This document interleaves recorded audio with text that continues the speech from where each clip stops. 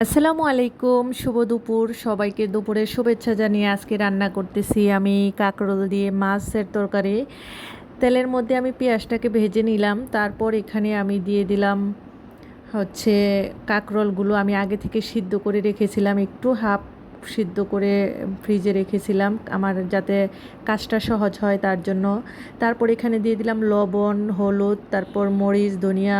এবার এই মশলার সাথে ভালো করে কাঁকরোলটাকে আমি কষিয়ে নিব।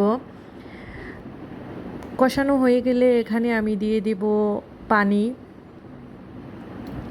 তো পানিটা দিয়ে আমি নেড়ে চেড়ে এটাকে ঢাকনা দিয়ে ঢেকে রাখবো। তো এই তো বলক চলে এসেছে, এবার আমি এর মধ্যে দিয়ে দিব মাছটাকে দিয়ে আবারও আমি রান্না করব যতক্ষণ না পর্যন্ত তরকারিটা হয়ে আসছে ততক্ষণ পর্যন্ত। এই তো আমার তরকারি হয়ে গেছে। এটা খেতে অনেক মজার ছিল। ভালো থাকবেন সবাই।